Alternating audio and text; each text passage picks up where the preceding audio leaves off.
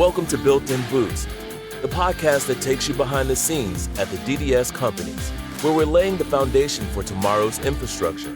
In each episode, we bring you the real stories from the people who make it all happen, honoring everyone from the field to the front office. Join us as we explore their journeys, uncover the lessons they've learned, and show you how to build a rewarding career in the civil construction industry. If you're ready to learn from those who've built their success from the ground up, you're in the right place. Let's get started.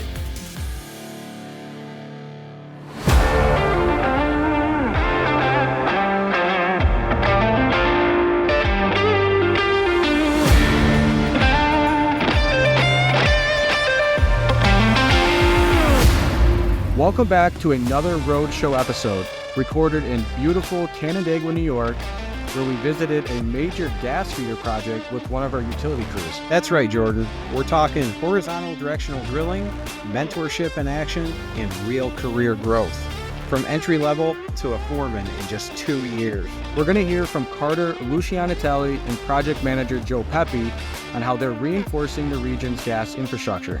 Stick around, it's an inspiring story that you won't want to miss. Plus, we've got insider tips on what it takes to thrive in the utilities industry, whether you're new to the field or a seasoned professional. So buckle up, because we're about to hit the road and dive into another great Built-In Boots Roadshow episode.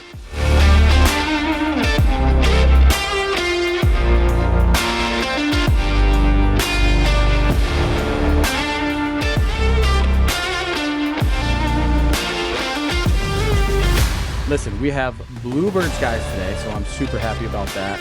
Over the past few days, we've been doing this quote-unquote road show, and we've had rain quite a few times throughout the shoots. It's made it interesting, that's for dang sure. We are blessed today with blue skies and beautiful sunlight. We're thankful for that today. Yeah, for sure. So we're joined today with two guests. We are with Carter Lucianatelli and Joe Peppe. I'm going to introduce you guys here. Joe, I'll start with you. Joe, you are a project manager with the DDS Utilities group. Is that correct? You tell me. Yeah. So, Joe, if you want to just give us a little bit about your background, what you do, and where you came from, we'll kick it off with you first. So I started with DDS a little over 4 years ago. I started during college, actually, part-time, and then started full-time after I graduated. Been in the same position in the Finger Lakes area, just overseeing crews and making sure they have what they need. Nice. Cool. Where'd you go to school? SUNY Canton. SUNY Canton. And what'd you take? Industrial Technology Management and Construction Management. Nice. So you're like smart. Yeah.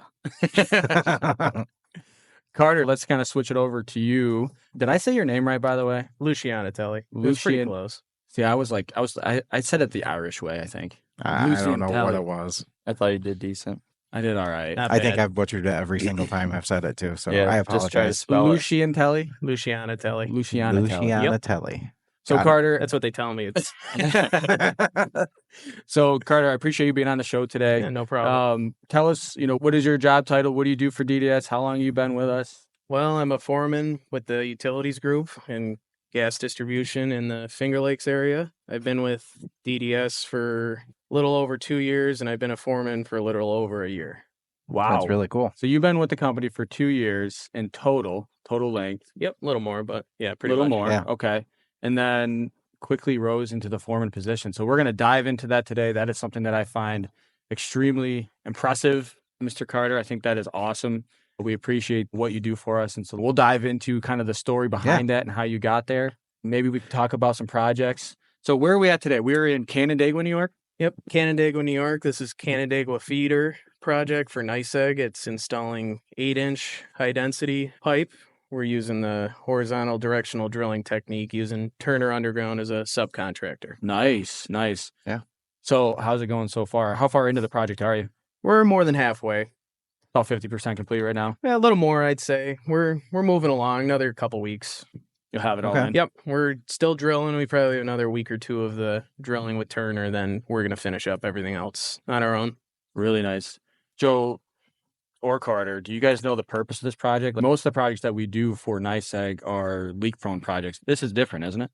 Yeah, they call it a feeder line. So they have two gas mains feeding Canandaigua, And this is connecting both of them just to help boost the pressure to the city. There's been a lot of developments downtown and on the waterfront, and they just want to boost up their gas mains. So it's basically just looping together the two main feeds into Canandaigua. So I think they call it reinforcement project. It's kind of like you're just adding capacity to their system by creating a loop feed. Typically is what happens. So that's pretty cool. We do all kinds of projects for NYSEG. Obviously, this is the stuff that we do every single day, but most of the program work that we do for NYSEG is that leak-prone main. And every so often, maybe we get a handful of projects a year throughout all New York State, actually, where they're not leak-prone mains and they're specific. Last year, we had one that was coming out of a digester plant, for example, and just different things that make it interesting, spice it up a little bit. Right. A couple of those we've done so far. Yeah. Yeah. I just did one. The one in Yates was new. There was no gas main there either in Yates County. Okay. That was feeding That was a main extension, just a very, very large main extension, Right. 2 miles. But there was no gas already there. It was all new. I think that having those opportunities to put in some new pipe places where it hasn't been in the past, it kind of speaks to some of the development and the demand for natural gas in a lot of these areas with Canandaigua growing and redeveloping, and especially down like near the waterfront and stuff like that, where they've came in with the breweries and all these other things. They've definitely built some demand there. So they've got to bolster what they've got in the ground. Yeah, I would agree with that. And how many customers have already asked you if they can tie into that main as we go by? On that last job, several, probably dozens. So Yeah. They all want it. It's better than propane, they say. So, well, I agree. I don't have propane. I know you do, and you'd rather have gas. Yeah, I would much rather have gas, to be honest with you, but I live way up on a mountainside hill, and there's no way they're getting gas there anytime soon. Right. I'll just keep going the propane route. Yeah. I think that, like we were saying, having some of these not leak-prone pipe replacements or additions, that sort of thing, that's pretty cool. It is cool. It's got to be something. It's got to be different, and it's got to feel nice to be able to be out like where you're at right now. Fields on both sides. Yeah, there's some traffic going on and stuff like that, but still, it's a nice day for it, right? Yeah. Especially where you are.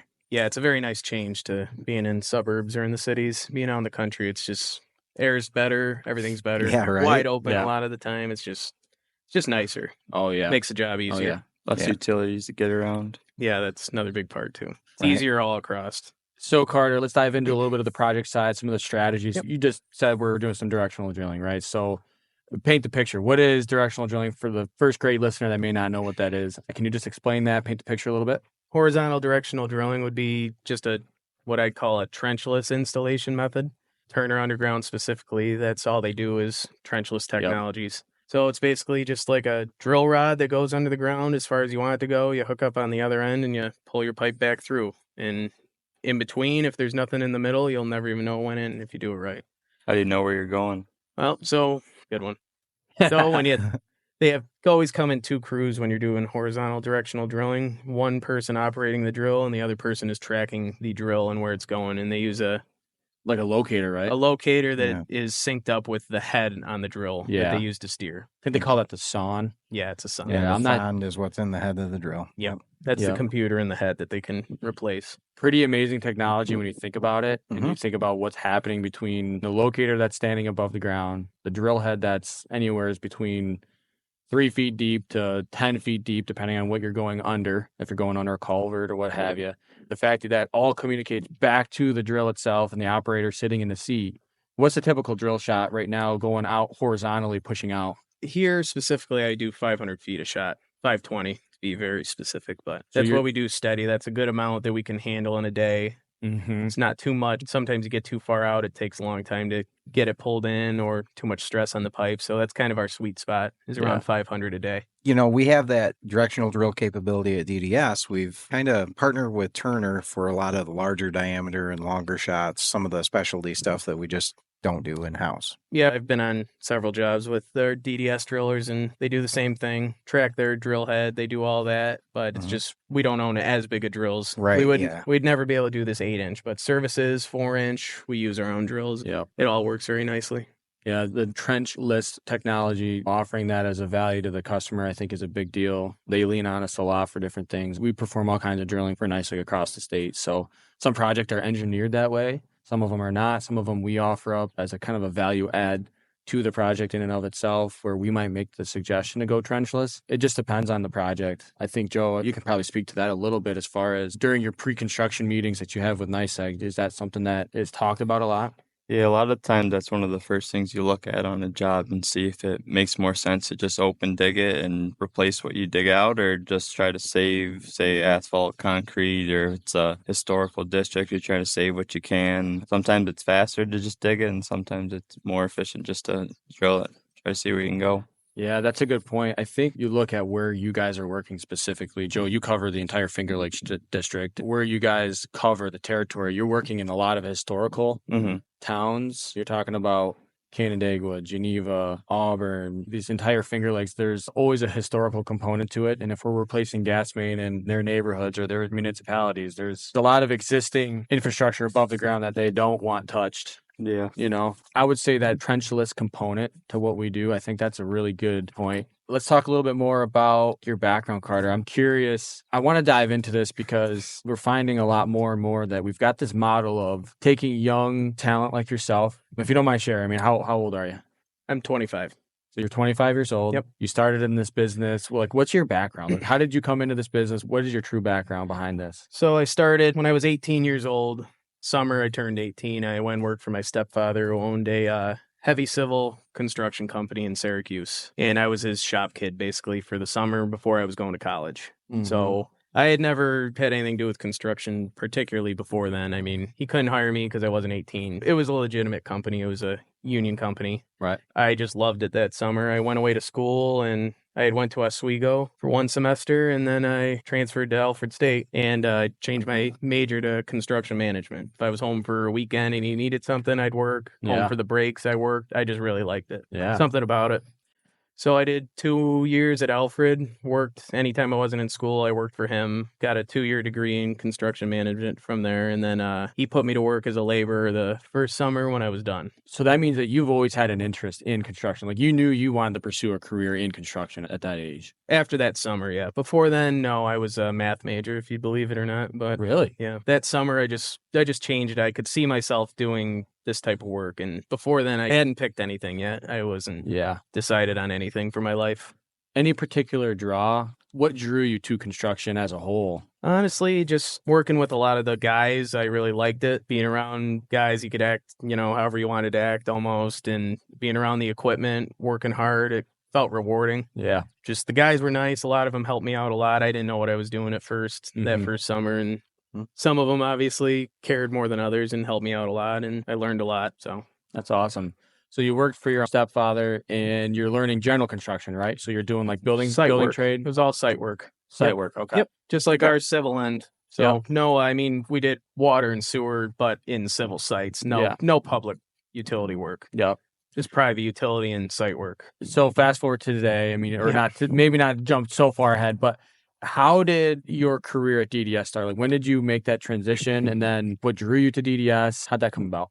So my stepdad decided to retire, and he wasn't going to continue his business. So that was a big part of it. And it was a union contractor, and I had gotten a dump truck license, and I was also in the laborers unions. I was kind of in between, and that doesn't really work that good when you're referring to union contractors. And I'd really wanted to be in the operators union back then. I just couldn't get in at that time. So I needed to keep working. I had a truck license and I had applied to DDS. I wish I could remember how I had heard about DDS. I think I started living in Auburn. I'd see trucks driving around. I think that might be it. And you guys had a website, so nice. It was easy to apply, and I applied and started in March 2022 because he closed up his business the fall before October or November. Gotcha. So I just tried to make it through the winter, and then I came here. So when you came on board on DDS, you came on probably not even necessarily knowing what we did, right? Or did you know going into it? I mean, I didn't really know totally what gas distribution meant, honestly. I knew in theory you guys worked on gas main services, all that, but I didn't know really what that entailed. Right. I knew it was utility work. I'd been familiar with construction enough to get what's going on, just not specifically, if that makes sense. Yeah, I think that's a big hurdle maybe for the public, and this is part of the reason why we're doing the show and recording podcast episodes like this with guys like yourself, is to educate, really, is to bring awareness around what the gas trade is. From what I've seen from the year, I mean, I've only been in this business, I think 5 or 6 years on the gas side specifically, but before that I was in civil. Even myself, when I came into it, I had no idea what to expect, right? At the end of the day, you're just installing a utility, but there's so much more that goes into it. You're talking about the operator qualifications, the training, and Mark, that's what you guys do. You guys lead up that entire effort to get our workforce trained and up to speed. So yeah, the operator qualifications, that's a big part of it. And, not only that, but the safety side as well, and getting everybody set up so that we can go out there, do a safe job, take care of the customer, take care of the community around us, be able to do lane closures safely, those sorts of things. Yep. Just taking care of that whole part of it. Carter, what would you say, looking at your career history here and kind of where you've come? You started off as a labor gas technician. You're now working as a full-on gas foreman for us and doing just an incredible job. So first, I got to say thank you, and I commend you on your quality and your ability to execute these jobs, these complex jobs that you guys do. So tell the listeners maybe, how did you get to where you are today? Well, I think when I started here, I really didn't know what to expect. I didn't even know what an OQ was. I remember reading it, and it was like operator qualification. I thought you literally had to physically go and do something. Like operate an excavator or something, Yeah, right? I really didn't know. I was like, I guess I'll just find out what that is. Yeah. Once I got on site, I think I ended up where I am with good timing and just working hard. I showed up and started to work, did whatever I was asked, didn't just listen and try to learn and pay attention. And it was just good timing on being able to take over who I took over for and him being ready. And I think I was just the best choice at the moment, and it worked out for me. So from the seat that I sit in, I think you're right with the timing side of things, and we'll talk about that. This is something that we're doing as a company where we're making these slight shifts. You guys kind of spearheaded the model, but really what it comes down to is handing down the baton to the next generation. This is where we're working towards, right? Carter, you're young, right? I mean, there's no doubt that you've got a long career ahead of you where you're going to be able to do some phenomenal things. You're working with a foreman who's been in the business longer than you and I have both been alive. Yep, that's true. We can name drop him, Rusty Jock. He's a legend. He's one of those guys that have been around long enough to know many, many, many, many things, and he can provide that mentorship. Like I said, you guys spearheaded this model of the mentor-mentee type of thing, and really, like you said, it came down to timing. He was ready in his career to hand over some of the control, some of the, call it the truck if you want to call it that, but really it was more about the stress. What was it about handing that over? For him, I think stress and just getting worn out for doing it so long. I think he was just ready. He just wanted to dig. He loves digging. Oh, yeah. Yep. I think the technology part of it was something that it was a struggle for him. I think he's been in the business when there was no such thing as tablets. There was no such things as OQs even. I think Cell phones. Yeah. Yeah. Cell phones. I mean, you go that far back and the business has changed that much in that period of time that he's just like, you know what? I just want to operate, just want to dig. And again, it created an opportunity for yourself to step into that and take on a leadership position. So it's great. Yeah, I think it helped a lot just because like I said, I was already doing his paperwork and all that just because that's just how he was. He would find somebody that was good at it and we'd help him out and do all his paperwork. I'd do the billing and everything. So it did make sense. I already knew how to do all that half. I was just trying to catch up on the gas work and everything else that went along with it. Yeah, I think that construction management background has served you well as far as being able to take over that part of it. It's not just being able to run the tablet. A lot of the times it's understanding the why of what they're asking for and understanding how the bills are getting paid or how we're billing out to the customer. Definitely. And I think that those parts are important as well. Just to highlight and tie it together, you were definitely in the right place at the right time. Yes. That was a big part of it. So with that, being in the right place at the right time, you had a couple of years in college, getting your degree, those sorts of things. Anything in particular that you would look back and you would advise somebody on as far as a career path and things like that? Like, would you say to 18-year-old so-and-so, these are the things you should look out for or whatever? Yep. One, don't knock BOCES. I didn't personally go, but I wish I did. I would have maybe put me on the right track a little earlier, but it also could have thrown me off and I could have never went to college. So it's kind of up in the air. And also don't knock college. If that's for you, it's for you. But go to a SUNY school, save a few bucks. So you would advise on getting education, whether that be at a trade school or technical school or something. Yeah. Technical school. Don't knock education totally, I would say, but college, 4-year private schools definitely isn't for everybody all that money. I personally don't think it's worth it. Yeah, I would say Unless a lot of schools kind of push that, you go graduate high school, go to college, but There's a lot more, many more options out there, like a path like you had. Yeah. Like when I was in school, it wasn't even like an option to go to BOCES for me. Like it wasn't even like on the table. Yeah. You know? Right. And I was like, why wasn't it? Probably should have been. I obviously haven't been in school for a few years, so I don't know how it is now. I know you guys go around to schools a little more than I do. So I don't know if that's trend has changed at all, but there's definitely a strong need for people in the trades. And technical school, I think, is a good medium area. Maybe Yeah, not I think full on so. college or like a 2-year degree or just something technical. It Yeah. helps a lot. That'd be some advice. Give you a little background. Yeah, for sure. The BOCES And side it's of fun. it. Yeah, it was a lot of fun. I did 2 years of BOCES, Yep. and that was a blast. That made my junior and senior year of high school just that much better. Having that exposure, running that equipment, just getting some kind of exposure to the trade before you get out there and jump in with a crew was really helpful for me. That changed a lot of my trajectory right off the bat. I think that's great advice, so I appreciate you saying that. It would encourage a lot of younger guys, younger people that if they're not really sure what to do necessarily at that young age, a lot of people do kind of hit that crossroad and not necessarily know what they want to do with their life. But that trade school can open up a door that you may find that it actually turns out to be really awesome. I think that's a great advice. Mhm. Joe, what do you think? You went to what school again? SUNY Canton, So SUNY Canton, and you studied 4-year in industrial technology management and then a 2-year in construction management. It's kind of a broad major, so I made it what I wanted to. It was pretty much a 4-year construction management degree, Yeah. focusing on the things that I guess I cared about most while I was there. Yeah. What drew you to construction? I guess during high school, I was like, I have no idea what I want to do. Yeah. And then you went on college visits. Like I visited Paul Smith's, and then I actually went to Syracuse School of Environmental Science and Forestry for a semester. But once I saw construction management, I was like, wow, that seems like a decent path to get somewhere that I wanted to be. So Yeah. So no, like you don't have any family that was in business or in construction or anything So like I that? grew up family logging business. So I was around equipment and hard work, and it's a little bit different than being in the woods all the time, but I guess similar principles. That's cool. So you come from a family that has a logging business. That's your father? Yep. So your father owns a logging business. So you grew up. How young were you when that business started? I mean, he started his own company in Moravia in 1980, so 20 years before I was born. Oh, wow. He already had it going and doing his thing. So you grew up in the family business. How young were you when you first started cutting trees with a chainsaw? I'm sure it was probably A lot Young- younger than younger than I had my kids do it, but Yeah, that's awesome, though. I think No, that's one hell of a way to grow up, man, in the family business. I'm sure that Mhm. it created a good work ethic. Yeah. I'm sure you got a chance to see your father working hard, and it's probably taught you a lot yeah. coming into the trades. So you go to college for construction. Did you know anything about DDS kind of when you applied here, or tell us about that? So not really. I actually went to in Canton, New York. There's Potsdam, the next town over. I think it's like 20 minutes. My now wife, she went to Clarkson, so I went over there one day for a Clarkson career fair, and that's where I saw DDS. I guess I hit it off with those guys, the recruiters, and then started not too soon after that. You started in DDS as what was your title when you came in? Project engineer. Project engineer. And I started part-time while I was still taking classes. I guess it was online at that point because of COVID, and then just worked into full-time once I graduated. Yeah. nice.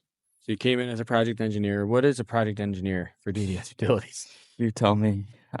What are some of the things that you were doing as a project engineer? I guess overseeing a handful of crews that you have, making sure they have all they need, making sure all the background work is set up for them to be able to start their jobs and continue their jobs. I mean, working with the contractor for us, and then also dealing with the homeowners and everything. I mean, total complete job there. Yeah, there's a lot that goes into being a project engineer, a project manager. A lot of logistics by the sounds of it. And Yeah. just trying to keep everybody on the same page, right? A lot Yeah. of communication, I guess, Yeah. smoothing things over. Is there anything about the job that you like in particular, or Every day is different for sure. I mean, on multiple sites each day, checking in with the crews and seeing what's going on. I mean, right now we have a crew out here in Canandaigua doing a way different type of work than we have in Lyons right now. They're in the village, tight quarters up a hill. And then we got big going in here by 500 feet at a time, and there it's foot by foot. But I would say, as I was driving up through here last night, we drove up through the Binghamton, Ithaca territory. So we drove up through the lakes, and I tell you what, just being outdoors in the Finger Lakes territory, being able to build infrastructure here, it's pretty awesome. I mean, it's beautiful throughout the Finger Lakes, and you think, dang, we get to work out here. Yeah, there's no job we go to that you don't go by at least one lake. Sometimes it's 3 lakes you got to go by somehow to get to where you're going. Well, I think you guys are both doing an awesome job. You've come a long way, both of you. Joe, you started off as a part-time project engineer. You were working in our Finger Lakes territory, I think, the whole time, right? Yeah. Yeah. And now you're basically, I would say, full-on project manager. You're running these projects. You do have Fred Walters out there that he's your field supervisor, superintendent, whatever you want to call him, but he's out there helping you out, boots on the ground as well, right? Yeah. And what a great guy to learn from. Yeah, someone also with a lot of experience and been here a long time. Yeah, for sure. Carter, what have you learned from that, man? Oh, I've learned a lot from Fred. Yeah. Specifically, too many things to keep track of. How much I've learned from Fred. Yeah. Really. He's been here longer than Rusty. We'll see if we can get him on the podcast. Yeah, we'll get him and he doesn't even know how to Jimmy. use the phone, barely, but He's got a common phrase that I can't say on this podcast, but I'm sure he'd tell you that if you asked him to join. Yeah. Yeah. Well, it's kind of funny with Fred being out there mentoring the field crews. His brother Jim actually works for me in the training department. And the two of them, they both want to instill and want to help out the next generation. They know that it's time to pass the baton, and they want to make sure that everybody is prepared as possible. You know, I look at your operation that you have going on out here, Joe, and I think about how important it is to try to extract the knowledge out of those senior guys, the guys that have been in the business forever. Carter, you got to continue to soak that up, man, because they're going to be gone before we know it. When they're gone, and there's going to be us left. Yeah. That's right. Yeah. And that's part of the reason why, you know, Mark is here and he's doing what he's got to do, because the training side of this is going to get amplified, if anything. You're not talking about going backwards with training. You're talking about doubling down on it. At the end of the day, we're in a business where the compliance has to be 100%. The execution of the business in and of itself has to be executed to 100%. And there's a lot of responsibility out there. So there's a lot of unknowns, a lot of things that you've got to learn from. So that way you can try to avoid those things. I think it's huge. Try to extract that knowledge. Sure. All right. So I think we're getting to where we kind of need to land this plane a little bit, right? So yeah. So I say these guys are going to have to to go back to work at some point. Yeah. I mean, they probably don't mind standing here and shooting the breeze with us, but yeah, we're actually going to have to let them go. So with that comes the rapid fire round, and I'll let Jordan kind of kick this off. But basically, we're going to ask you some this or that, and you guys can both answer. Jordan will work us through the first couple. Go for it, buddy. Will do. All right. So we're calling this the rapid fire round. It's a little this or that. Carter, you first. Yeah. Ford or Chevy? Chevy. Oh, without a doubt. He says Chevy. Boom. Right there. Without a doubt. All right. Joe. Chevy. Carter and I actually have the same truck. Really? Yep. 2009 GMC Sierra. There you go. Dang. All right. Carter, this one's for you. Cat or John Deere? Oof. John Deere, personally, yeah. John Deere. John Deere. Okay. I learned on Hitachi's 90% of the time, and they're just about the same. So John Deere, yeah. Oh yeah, They John. were. I don't mind either, but I guess if I had to choose, John Deere. John Okay. Deere. Comfort factor. Yes, For sure. Have you ever right? ran a John Deere skid steer? I have. Yeah, it's like sitting on a chair in your living room compared to the Cat ones. I don't know. You ever tried one? No. It's way roomier. Really? You have one floating around. I was in it for like Yeah. a day. I don't know where it is. We have a It's tract, 332. I think. Oh, So we I have didn't know a that. wheeled do we? 332, I think, yeah. Yeah, so I've only run for skid steers. I've only run actually Kubota is what I learned on way back in the day, and I love that thing. Yeah. I don't think I would say the same thing now, but I mean, after running Cat, I like Cat skid steers a lot. Track skid steers, to be quite honest. So I prefer track, but you know. yeah, Yeah. yep, a little bit more stability. John Deere. That's what I'm used to in the logging business too. So John Deere. easier choice. Yeah. What'd you have for a skidder? Tree farmer. Okay. I can't remember the size off the top of my head, but All my right. dad still. That's what he. I thought logs you were with going to still. tell me a John Deere. Oh yeah. Like I learned on a 440. Oh, gotcha. Yeah, that's what we had. Awesome. Joe, we'll keep it on you for a minute. Brisket or pulled pork? That one's a little tougher, but I think brisket. Brisket. Okay.